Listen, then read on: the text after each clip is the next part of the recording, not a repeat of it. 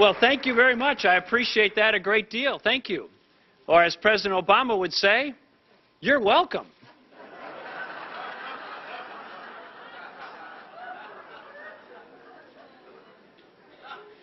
The Bible teaches us that the truth will set us free. And there are many truths that I know that you've heard here today. And as we wind down this great day in the Faith and Freedom Coalition and this important gathering, I'd like to share a few additional truths that are important for the future direction of our country. We live in the greatest nation in the history of the world.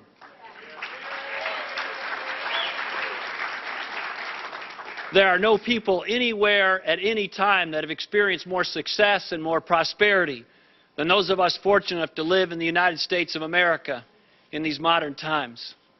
But as you know, our country faces grave challenges, and our beloved United States of America is in big trouble. And so we have to make sure that we see the challenges clearly, and that we call them out clearly, and we provide the solutions clearly. And unfortunately, we have a president whose policies have failed, and he won't tell the people of the United States of America the truth about what it's really going to take to fix these problems.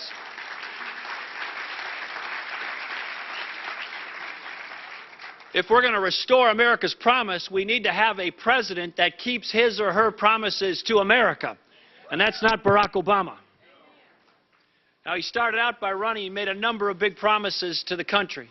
You'll remember he stood in Iowa and said, you know, we do need to fix the broken health care system. But back then he opposed the individual mandate. He said he would do health care reform with Republicans. He would focus on cost containment. Do you remember those statements?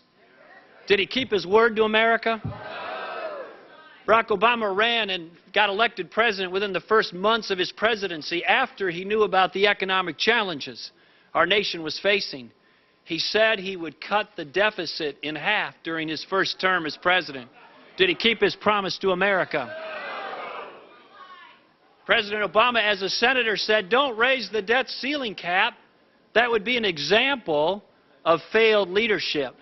Now he's become the champion of raising the debt ceiling. The last thing we need to do as a country is to give Barack Obama more money to waste in Washington, D.C.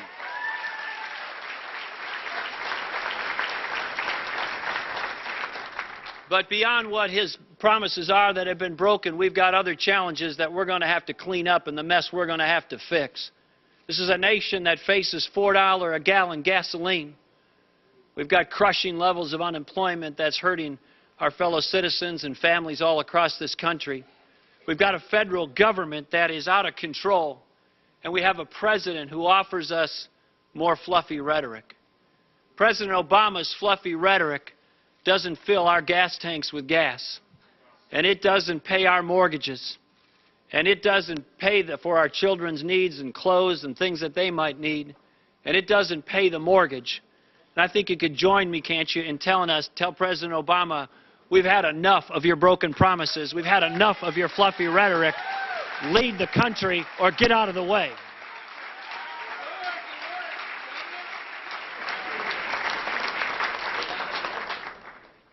America is drowning in debt, and the weight of that is crushing. We're spending as a federal government, they're spending as a federal government $40,000 a second in money they don't have.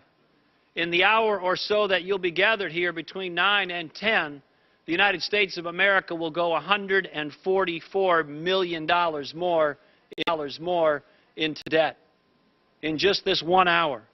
40 cents out of every dollar that the federal government spends is money they don't have. We're not just running out of money, we're running out of time. And there's people who say, you know, Tim, if you tell the truth as you're running for president, you may lose an election. I'm afraid that if we don't tell the truth, we're going to lose our country.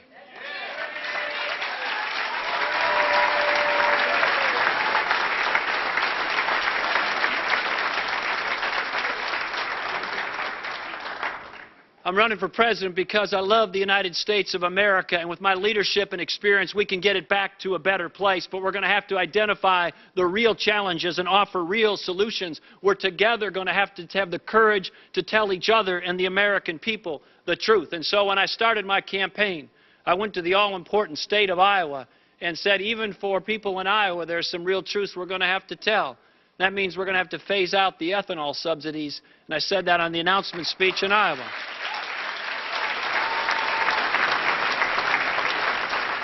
I then went down to Florida and talked to seniors and others about what it's really going to take to fix Social Security and the other entitlement programs in this country.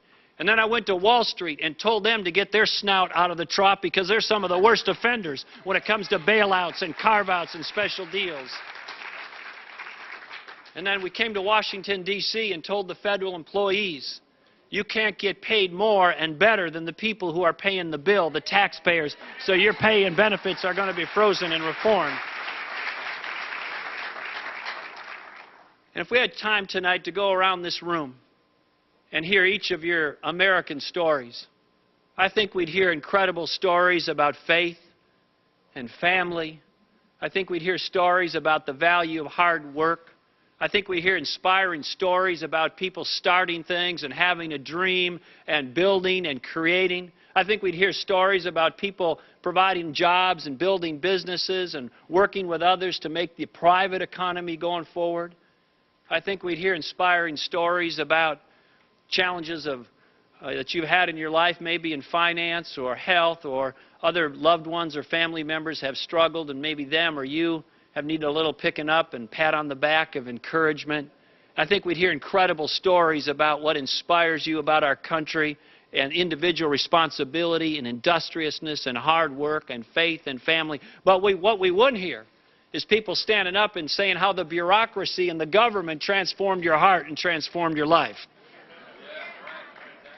And so we need to make sure that we keep first things first and make sure that our future is based on what we know works. The way forward may not be easy, but it's not complex. We know the values and principles that this country was founded on. We can look back at the chapters of success of this nation and harvest those values and principles, and what we need to do is bring them forward to the opportunities and challenges of our time. And it starts with basic common sense principles, and let me just go through a few of them with you. The first one is this. Let's always remember where this starts. We need to be a nation that turns toward God, not away from God.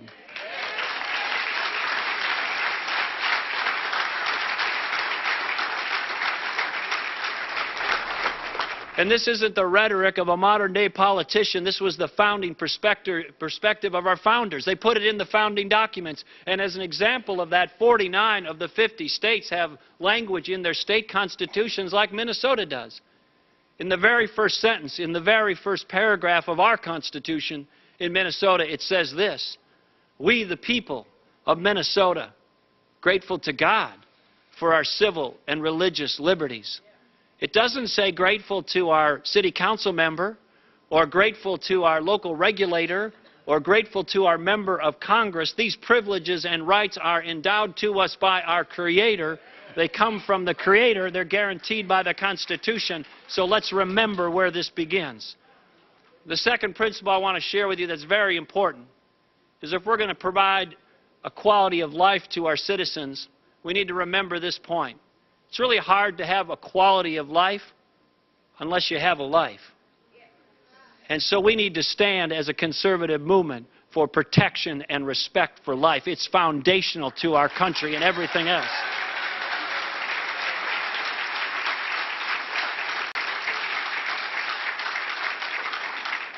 The third is traditional marriage matters.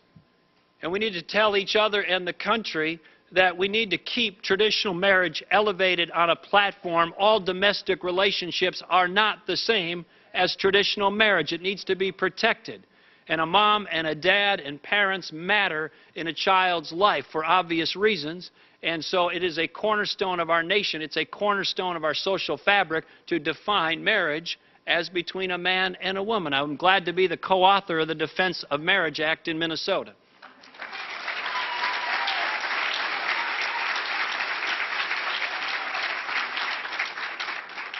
The next is this. We can't be as successful and continue to be a great nation unless we're secure.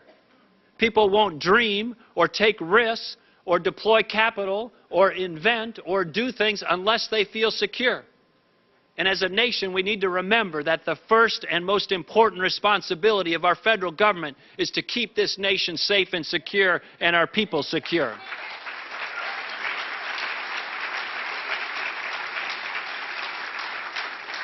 And let's remember that the individuals and the mindset that perpetuated the horrible acts of September 11th, 2001, and killed 3,000 or so of our fellow citizens, that mindset still exists. And if they could have killed not 3,000, but 30,000 or 300,000 or 3 million, they would have. And as soon as they get the capability, they'll try.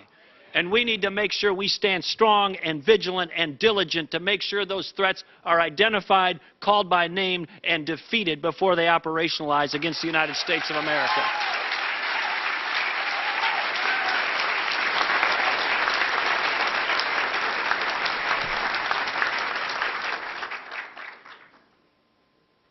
Radical Islam, not all of Islam, but radical Islam believes it's okay to kill and to murder in the name of their religion. It's not. We need to make sure we call this by name and make sure we stand up to it, not as being afraid of it as a matter of political correctness. It is not okay, and we need to say that. And one other thing. We need a President of the United States who stands shoulder to shoulder with our great friend Israel and make sure there is no daylight between the United States and Israel.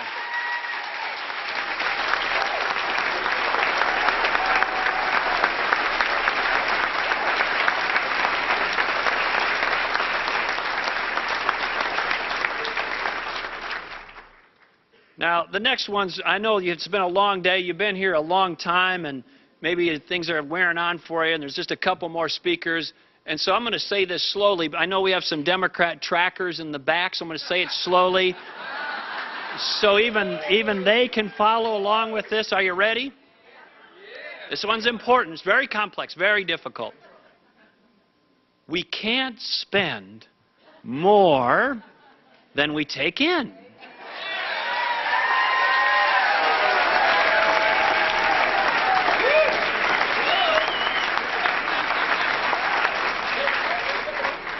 The federal government takes in about $2.2 trillion in revenues each year, and they're spending $3.7 trillion. You can't do that as a family, you can't do it as a business, and we can't let the government do it anymore.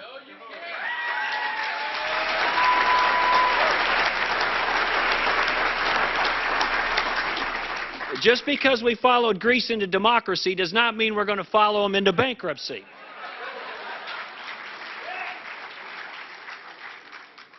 Two other quick things. If we're going to provide a quality of life to our fellow citizens, they got to have jobs. And we need to do those things that are going to make it more likely that jobs are going to grow in this country, not less likely. And in the interest of time, I won't go through it all, but I talk to hundreds and hundreds of job providers and all across this country every day, and they all say the same thing. Get the government off my back.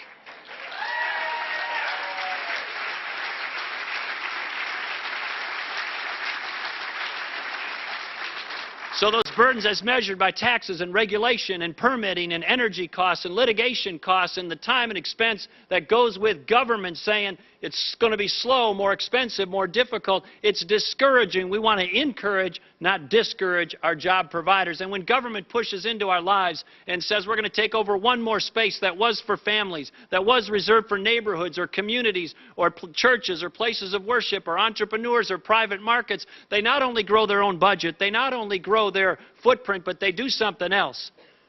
They discourage the American spirit. And the brilliance of this country is not in our government, it's in our people. And that spirit needs to rise again. And we, the American people, will take back this country.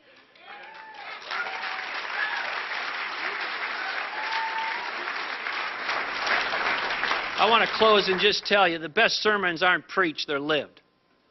So all the candidates are going to come out here in places like this and tell you, hey, I'm for cutting taxes, I'm for reducing spending, I'm for promoting judges who are strict constructionists, I'm for pro-life, and I'm for traditional marriage, and I'm for being tough on terrorism, and I'm for school choice, and I'm for market-based health care reform, and on down the list. You're going to say, boy, that sounds pretty similar. But I hope you'll also ask the question, who's actually done it? Who not just talked about it, who's actually done it? And in the land of Al Franken, we've moved the needle on all of it. I want to just tell you in one last thought. There's countries been at this intersection before. In the late 1970s, the economy was in big trouble. We were facing foreign security threats. and it looked like the future was not going to be as bright as the past. And a new president, about to be sworn in, walked out of the United States Capitol. It was an overcast day in the early year of 1981. His name was Ronald Wilson Reagan.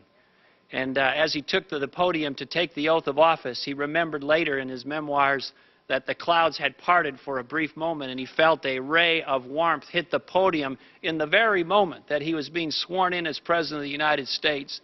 He turned to the side of the podium, he put his hand on his mother's Bible, Nell's Bible.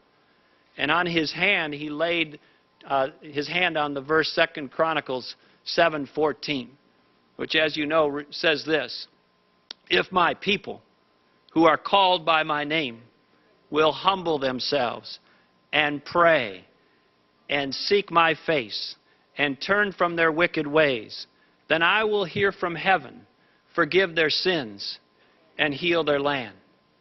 That passage doesn't say, if those people over there do something. It says, if my people. The responsibility first comes to us. And so this is the United States of America, and the way forward will not be easy. But we all have a duty and responsibility to restore this wonderful land, this God-privileged, God-blessed country. And we need to make sure that while it may not be easy, that we're up for the fight. And so if security were easy, everybody around the world would be secure. And if prosperity, everybody around the world would be prosperous if it were easy. And if freedom were easy, everybody around the world would be free. But they're not. But Americans are, because our founding fathers had the courage and the wisdom to lay down these principles and values in the roadmap that is our country's founding documents. And they envisioned this. Ronald Reagan personified it. Lincoln stood courageously to defend it. And now the call comes to each of us. Are you? I am. And I'm ready for this fight. Barack Obama promised great change in 2008. And he did change the country. But this time in 2012, we will change the country, and it will be for the better. Thanks for being here. Let's go take back America and win this election. Thank you very much.